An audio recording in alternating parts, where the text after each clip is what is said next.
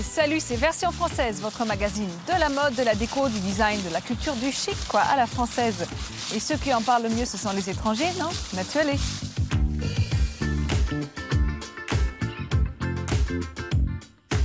Rencontre avec Laura Gonzalez, architecte et décoratrice d'intérieur qui nous fera découvrir sa nouvelle patte. On ira s'enfoncer dans le Marais à la découverte du plus parisien des quartiers. Focus sur Paraboot qui œuvre depuis un siècle pour la bonne santé et le style de vos pieds. La relève, c'est Léa Pecre, jeune styliste connue pour son approche chirurgicale de la mode. Mais tout de suite, point de vue, un regard affûté sur les nouveautés stylées de la semaine. Chic, Version Française, c'est maintenant.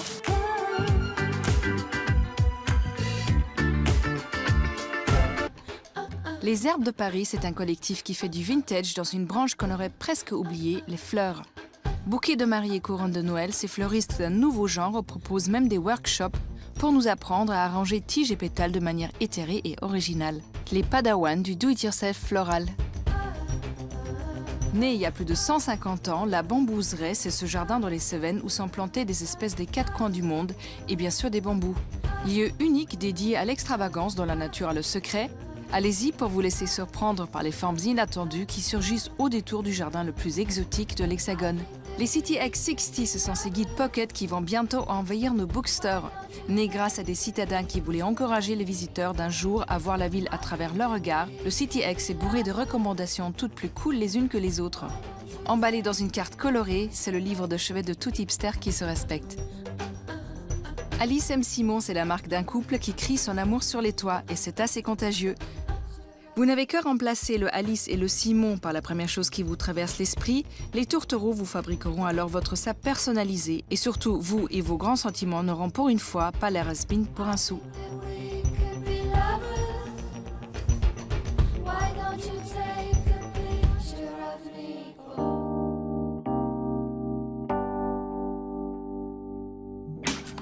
Entretien archi stylé aujourd'hui avec Laura Gonzalez, architecte et designer qui nous reçoit dans son bureau en toute intimité. Bienvenue dans le monde chic déluré de Laura Gonzalez. Mais qui est cette architecte sans complexe? 10 idées à la minute, une agence 100% féminine, des chantiers en cours dans tout Paris, un téléphone qui ne s'arrête jamais, un débit de parole inédit. 4 minutes avec Laura Gonzalez, accrochez-vous, ça déménage. Encore étudiante, Laura réalise ses premiers projets pour des copains, des petits restos, boutiques. Elle crée sa propre agence, Pravda Architect. Laura, dites-nous, qu'est-ce qui vous a poussé vers ce métier de fou? Je cherchais justement un métier qui pouvait mixer l'artistique, le terre-à-terre. Et je ne m'attendais pas justement à avoir tout ça dans l'architecture. Et je pense que j'ai trouvé la bonne voie. La carrière de Laura se lance vraiment lorsqu'elle s'attelle à la réhabilitation du mythique et alors poussiéreux bus Palladium. Un défi de taille, mais rien qui ne puisse déstabiliser cette bosseuse acharnée. Benjamin Patou, quand il m'a donné ce projet, c'était un peu un fou en vrai, parce que donner un projet comme ça à une étudiante de... J'avais 24 ans, je venais de passer mon diplôme, c'était fou. J'ai mis toutes mes cartes, quoi. Il fallait que je fasse quelque chose d'original. J'ai pas dormi pendant un mois pour trouver le concept. Aujourd'hui, le métier de Laura a bien évolué. La Chine et la récup ont laissé place au dessin. Aujourd'hui, l'idée, c'est de faire évoluer le style en réinterprétant l'ancien, en le modernisant, avec ma patte, en mettant des touches classiques, avec des matériaux contemporains, avec plus de rigueur et avec une équipe derrière qui me soutient, donc c'est pas du tout la même façon de travailler. Une équipe pleine de peps, en effet, et composée uniquement de filles. Au fur et à mesure, je me suis rendu compte que ça marchait mieux avec mon caractère. Les filles architectes, c'est des filles qui sont à part, qui sont sur le terrain, donc c'est des filles qui ont une autre vision et qui ont la féminité en plus pour elles. La signature de Laura Gonzalez, c'est le mix and match. Et pour cette curieuse de nature, l'inspiration vient de partout. Je veux tout savoir sur tout, je regarde tous les réseaux sociaux, les Pinterest, les Instagram, les magazines, la presse, et tout. C'est vraiment, je dors très peu. Donc ça commence toujours un peu comme ça, ou des images que je découpe dans les magazines ou dans les bouquins. Et on les met, et après on trie, on retrie, on fait des sélections, des shortlists, des machins, jusqu'à temps d'arriver à une cohérence de projet. Après, on a l'étape dessin. Donc là, on applique tout sur les dessins. On dessine pendant des heures, des élévations, des coupes, des plans, tout ce que vous voulez, des perspectives, tout ça. C'est beaucoup de travail et de détails pour arriver à un résultat final qui soit cohérent. Laura l'admet, de ses projets, elle ne lâche rien. Sur les chantiers, elle s'est entourée d'artisans de confiance qui ont dû s'adapter à son rythme de fou et ses exigences. J'ai des ébénistes incroyables qui travaillent le bois. J'ai un peintre en décor complètement à Manco, il a fait un travail considérable. À la gare aussi, des descentes en feuilles d'or explosées. Et nous, on les pousse dans leur retranchement, des choses qu'ils n'auraient jamais imaginé faire. Et ils nous permettent de réaliser ce qu'on pense. Donc c'est quand même, sans eux, on est foutus. Hein. Le restaurant parisien Le Manco s'installe avenue Montaigne à Paris. Si les cuisines sont confiées à une star de la gastronomie péruvienne, Gaston Acurio, c'est notre talentueuse Frenchie qui signe le décor des lieux. Et on voulait justement un endroit qui étonne, qui est un peu extravagant sans l'être, avec des matériaux très très précieux. Donc il y a beaucoup de laiton, du marbre, des miroirs, et avec tout un sol en tomate. Donc il y a vraiment un mélange très impressionnant de matériaux, d'un savoir-faire d'artisan qui est assez incroyable. C'est un accouchement ce chantier. Quand on va le sortir, on va se sentir délivré. D'autres projets de Laura Gonzalez retiennent également notre attention. Paris osé tout d'abord avec la brasserie d'Auteuil, au look décalé et alternatif. Meubles dépareillés, murs bruts, graffitis, luminaires improbables et suspensions végétales. Oui, on retrouve bien l'ADN de l'architecte. À la place du Café Saint-Germain, dans le quartier de l'Odéon, s'est glissée une trattoria détonnante, le Margherita. Une décoration beaucoup plus raffinée pour la gare. Ici, les décors tropicaux, manufacture du XVIIIe siècle, côtoient de superbes suspensions lumineuses et un mobilier contemporain. Univers intemporel pour le déjeuner familial du dimanche. Enfin, c'est le Relais Christine en plein cœur du quartier latin qui a confié sa mue progressive à Laura. Ici, l'architecte prouve qu'elle sait s'adapter à un style beaucoup plus classique. Ça reprend vraiment mon univers par les mélanges des matériaux. Après, c'est beaucoup plus classique que ce que je fais d'habitude. On a vraiment travaillé sur un concept général, les tissus, et après les tissus, on a décliné le reste de la décoration. Donc on aura un côté très cosy, on va se sentir dans une grande maison en fait. L'idée, c'est d'avoir un espèce de château dépoussiéré. Motifs rétro, meubles design, matières précieuses, chaque lieu est pour l'architecte l'occasion de raconter une histoire. Et nous, on en redemande.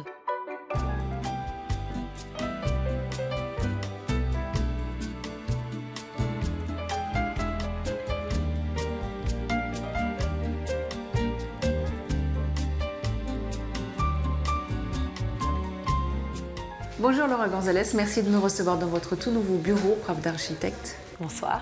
Bonsoir. Bienvenue. Merci. Donc ici c'est tout nouveau, tout beau.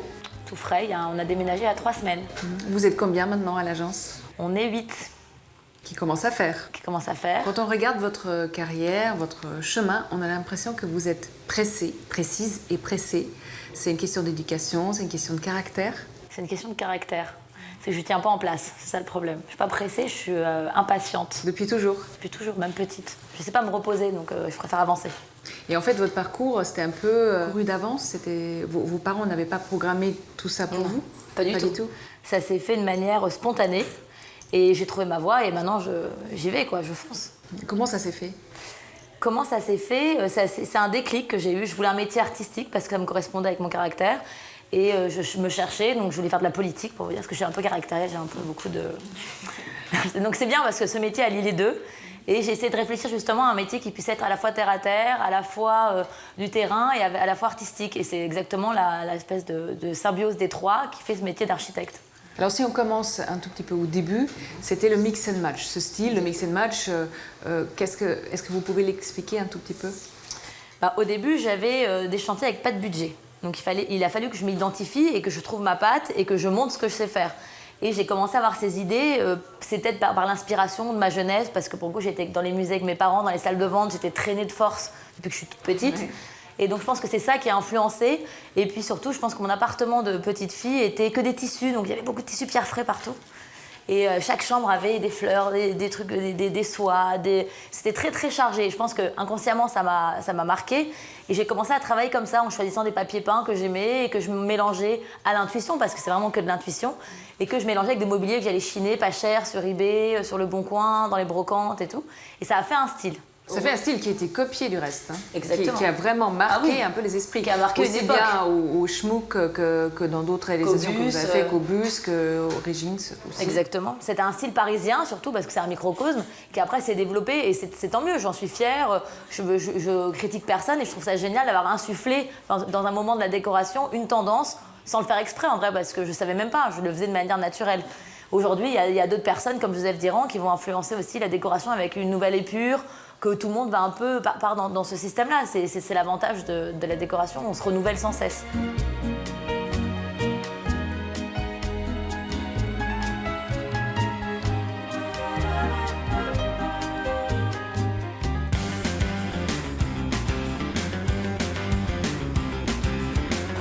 Paris, sa dame de fer, ses autres symboles. Et en plein cœur, entre Bastille, République et les Halles, le Marais. Ancien lieu de vie aristocratique, le Marais est devenu aujourd'hui l'un des quartiers les plus branchés de Paris, où cohabitent galeries d'art, restaurants de falafel, bars gays, boutiques de mode et d'accessoires. Le Marais, c'est le meilleur quartier. À la fois très parisien et très international. Très trendy. Qui se développe de plus en plus. C'est un quartier qui vit tout le temps.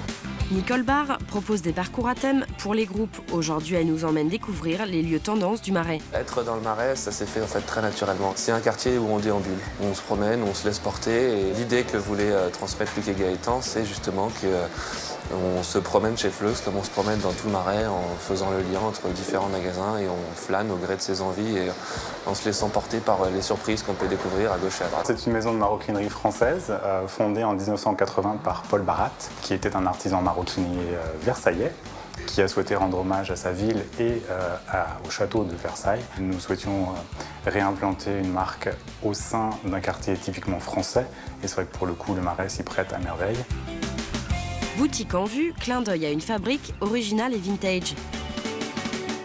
Bonjour, enchantée. Vous êtes dans un environnement très lumineux, des couleurs primaires comme le rouge, le jaune, le bleu, qui font un rappel aux années 50-60, puisque nous proposons aussi bien des marques traditionnelles, mais aussi des montures vintage qui datent des années 40-50. Changement de décor, éveil des sens toujours, des couleurs encore, des saveurs aussi, un lieu incontournable du Marais. Le marché des enfants rouges, monument historique depuis 1982. Là, des superbes galettes. C'est l'emplacement de marché le plus ancien encore existant de Paris. C'est un endroit exceptionnel avec toutes les possibilités, en fait, à moitié marché traditionnel et moitié restauration, traiteur. Chez les meilleures galettes, d'accord, et les meilleures crêpes sucrées de l'univers. Pour continuer dans la gourmandise, faisons une halte dans la crème des boutiques du quartier. C'est une boutique entièrement dédiée à l'univers du chou. On ne fait que ce produit-là. On a 9 parfums classiques. On a donc tous les jours, chocolat noir, caramel, vanille, etc. Et tous les mois, on a un chou éphémère, selon la saisonnalité. On a également un chou du jour. Le parfum phare, c'est le caramel beurre salé. C'est vrai que la clientèle du Marais aime bien découvrir des nouvelles tendances, les nouveautés. C'était vraiment un emplacement idéal. Maintenant, ouvrons notre chapitre coup de cœur. C'est l'histoire d'un espace de vente pas comme les autres. L'histoire d'un lieu de métissage, d'art de vivre actuel, tout simplement. C'est un lieu qui a ouvert en mars 2009, au cœur du Haut-Marais. Et c'est un magasin destination avec un restaurant, un salon de thé, un café, des expositions, un pôle mode, un pôle maison. Et tout ça mis en scène dans une atmosphère la plus ouverte possible. Ce qu'on a voulu vraiment, c'est que les gens viennent flairer l'air du temps et pouvoir, dans une maison un peu atypique, puisque c'est assez grand, ça fait 1500 mètres carrés, passer un moment de qualité dans le quartier du Haut-Marais.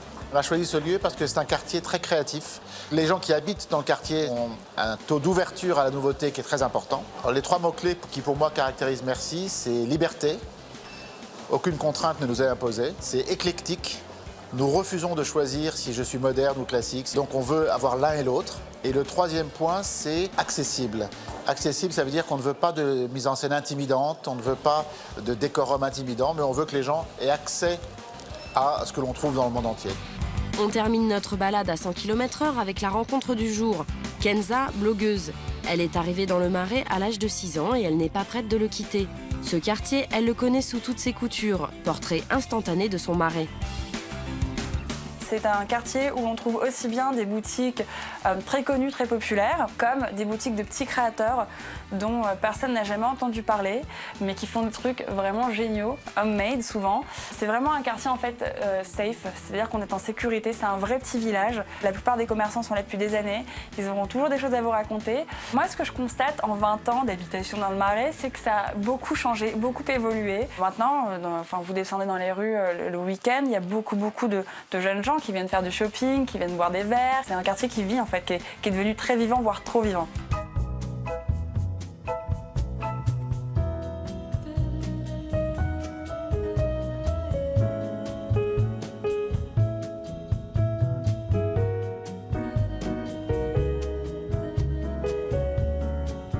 Est-ce qu'on peut aussi dire que le style que vous avez, ce style qui est quand même très français, s'exporte vraiment bien à l'étranger? Parce que c'est particulier.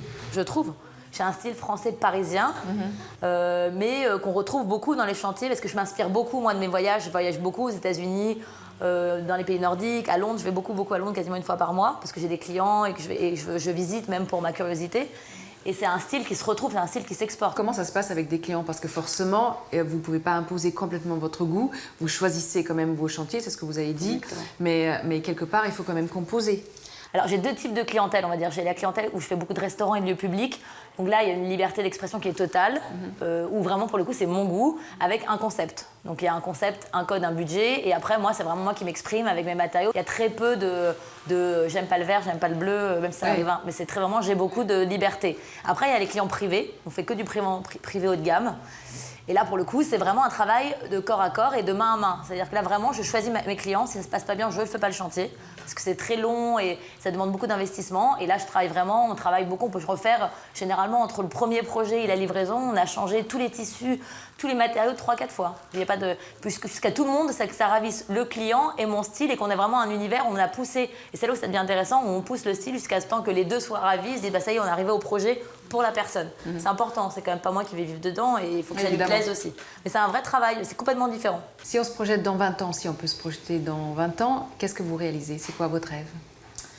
Bah, franchement, je me plains pas déjà. J'ai un rêve qui s'aboutit, qui commence. Là, je suis vraiment au début de ce que je voulais être dans 7-10 ans. Donc, je commence à être contente. Après, je suis très insatiable. Donc, évidemment, mon rêve, c'est faire des hôtels dans le monde entier.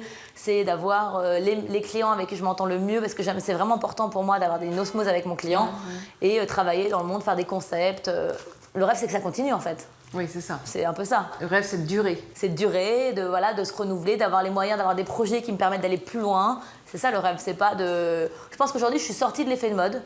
Je suis dans un style, je fais mes concepts et je veux être intemporelle. J'ai pas envie d'être la mode d'un moment de 2005. C'est pour ça que j'ai évolué et c'est ça qui est intéressant. J'ai su me remettre en question au moment où il fallait. Si vous pouvez donner un conseil à tout le monde qui n'a pas fait des études d'architecture, qui sont des gens qui n'ont pas les moyens de se payer Laura Gonzalez pour décorer leur maison, ça serait quoi? La curiosité. Ce que je dis tout le temps à mes stagiaires, soyez curieux, levez-vous, allez voir les matériaux, allez voir les magasins, regardez les œuvres d'art, regardez les ventes d'exposition, soyez curieux. Il faut, plus on connaît, plus on sera créatif. Moi, c'est comme ça que je veux tout voir surtout. C'est-à-dire que je regarde tous les fournisseurs, je regarde tous les tissus. Ma matérialité, je la connais par cœur. Il faut connaître les matériaux pour pouvoir créer.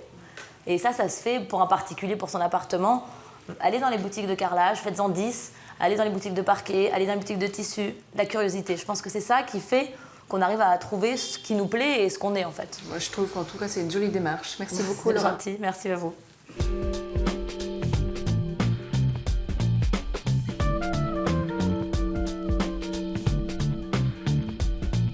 À l'occasion de leurs 70 ans, la maison Paraboot fête la Michael, modèle culte de tous les fashionistas, et nous invite à découvrir tous les secrets de fabrication.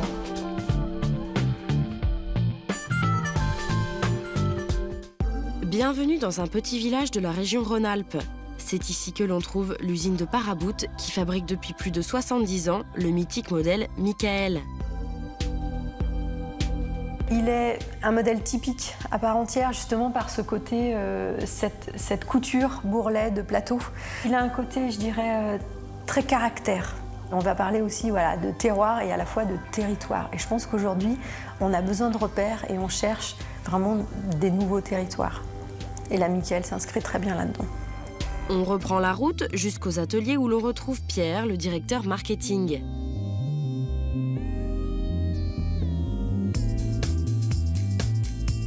Première étape, c'est de regarder la qualité de la matière, de la peau, savoir si elle est de bonne facture et si on va pouvoir commencer à travailler avec. Après cette première étape, c'est toute une usine qui s'active autour de la chaussure. Coupe, couture, piquage, jusqu'à l'essentielle étape de l'assemblage.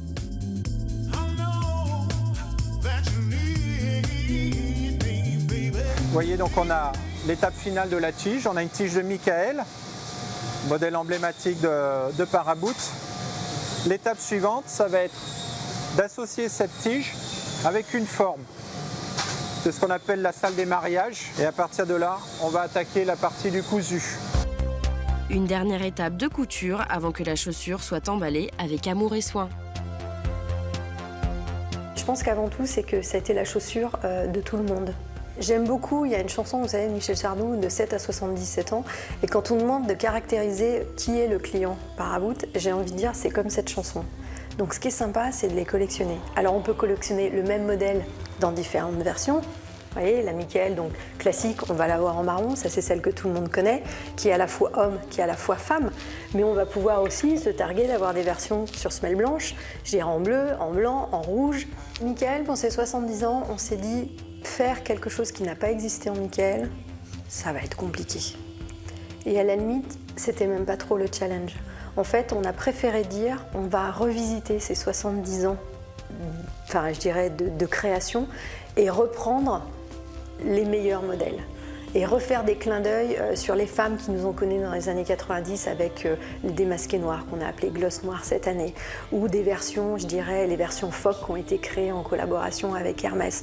Bon, bien sûr, on n'utilise plus le phoque aujourd'hui, mais on a toutes sortes de poils à notre disposition, donc on a pu faire des plateaux lapins, on a pu faire des plateaux, je dirais, poils rouges, poils noirs, poils jaunes. Voilà, c'était de réintroduire de manière, on va dire, un peu moderne, ces, je dirais, anciennes créations. Et puis comme on est dans la mode du vintage, hein, quoi de mieux qu'un joli clin d'œil en faisant la réédition de ces versions.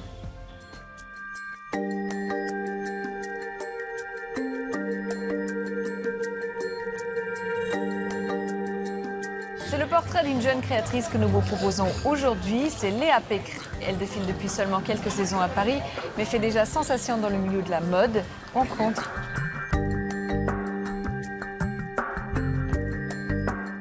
Léa Pécre est une jeune créatrice plus que prometteuse. Après des études à l'école de la Cambre en Belgique, elle a été récompensée par de nombreux prix et a fait ses armes entre autres chez Jean-Paul Gaultier et Givenchy, avant de créer sa propre marque en 2013. Aujourd'hui, c'est un jour important pour elle. C'est le premier jour de la Fashion Week et elle fait défiler sa collection dans l'enceinte de l'Institut du monde arabe. C'est l'effervescence dans les coulisses du défilé et c'est difficile d'intercepter Léa qui court dans tous les sens. À quelques minutes du show, toute l'équipe s'agite pour préparer les mannequins, tandis qu'un public venu en nombre s'apprête à assister au défilé.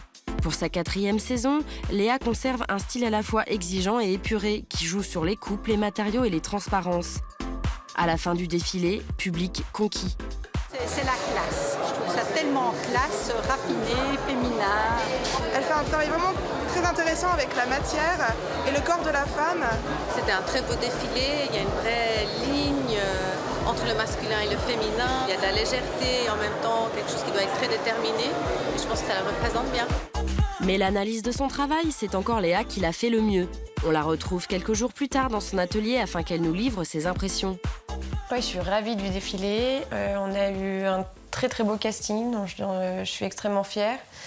Je pense qu'au défilé, on était tous émus dans l'équipe. C'était un beau moment. Les retours sont très positifs et voilà. À suivre. Le thème de la collection est inspiré du film Dune de David Lynch et de son univers à la fois graphique et poussiéreux. Fidèle à son idée de la femme, Léa revisite également la figure de l'Amazone. Là, pour la dernière collection, il est vraiment question d'une femme, d'une guerrière des temps modernes, on peut dire ça comme ça. Avec toutes ces histoires de ceintures, les ceintures qui viennent harnacher le corps, même sur la poitrine, sur la taille, recentrer la taille.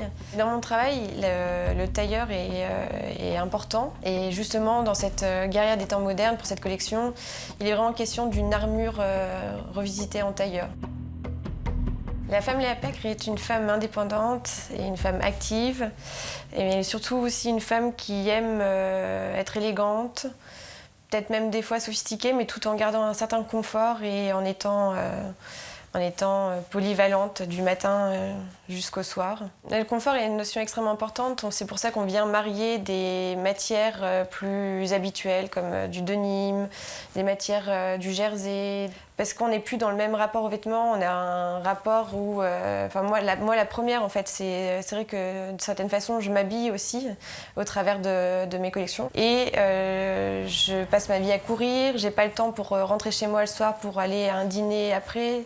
Donc il y a cette envie, en fait, d'avoir un tout dans ce qu'on porte qui peut représenter n'importe quel moment. Si on rajoute un coup de rouge à lèvres sur les lèvres, on a d'un coup, voilà, avec le vêtement, ça marche aussi. Il y a vraiment cette idée d'élégance à toute étape de la journée, en gardant beaucoup de confort, ce qui est vraiment essentiel. Et comme elle est bien dans ses vêtements, Léa peut courir partout pour multiplier les collaborations. Le Jabi, Amélie Pichard ou les bijoux de la Forge, portés par les mannequins sur ce défilé. Dernièrement, Léa a été récompensée par le prix des premières collections de Landam, un coup de pouce financier et une mise en lumière stimulante pour sa marque et son équipe. Ça donne encore plus confiance dans notre projet, confiance d'être à notre place, et ça remotive les troupes. Voilà.